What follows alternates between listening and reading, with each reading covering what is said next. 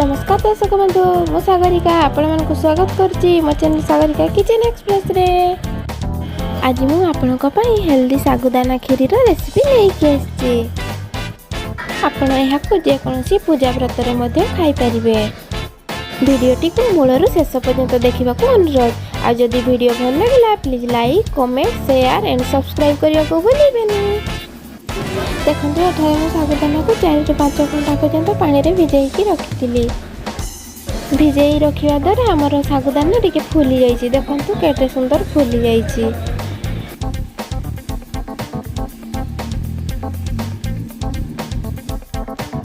वर्तमान देखंतु मु गैस रे गोटे कड़ाई बसै नेछि। कड़ाई गरम होवा पर मु सेथिरे गोटे ग्लास पानी ऐड करूछि।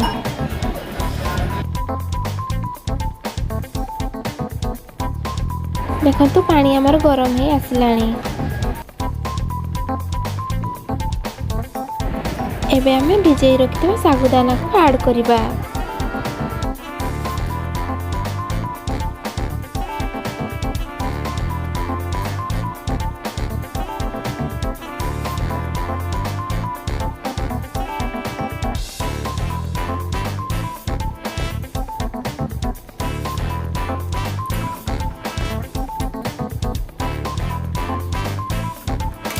देखंतु एठारे सागुदाना हमर फुटी आसिलानी और मेल्ट ही आसिलानी। एबे हमें यहाँ को मझरे मझरे चलाउथबा।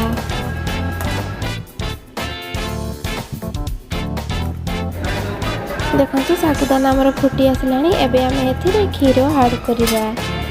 देखंतु मैं एथिरे किछि खीर नैछि। वर्तमान हमें एथिरे किछि खीर ऐड कले।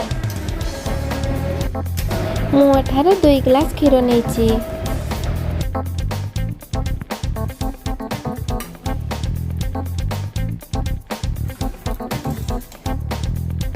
आमे यहाँ को मझरे मझरे चलाउथबा।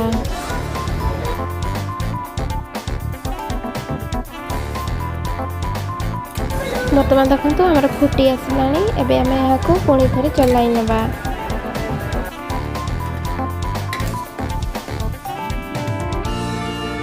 वर्तमान आमे एथिरे चीनी ऐड करिबा। मु एथिरे 3 चम्मच चीनी ऐड करिछि। आपण आपनकर मिठा अनुसार ऐड करि परिबे। आ यहाँ को भल भाबे गोलाई नेबा।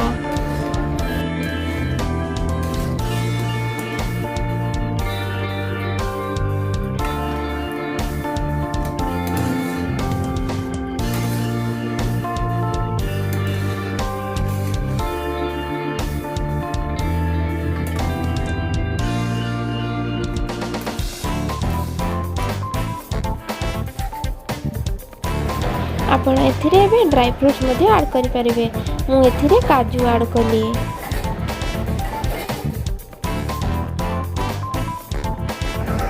आउ किशमिश मध्ये ऐड करूची। वर्तमान यहाँ को भल भाबे चलै नेबी।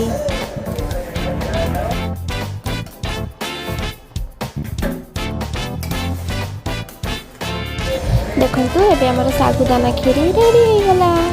एबे हमें गैस रो फ्लेम को ऑफ कर देबा। देखंतु एठारे मु हेल्दी सागुदाना खीरी को गोटे प्लेट रे सर्व कर नेछि। यदि आपण मानको मो वीडियो भल लागिला please like comment share and subscribe करिया को भूलिबेनी। Thanks for watching. पुणी देखा हबो नेक्स्ट वीडियो रे।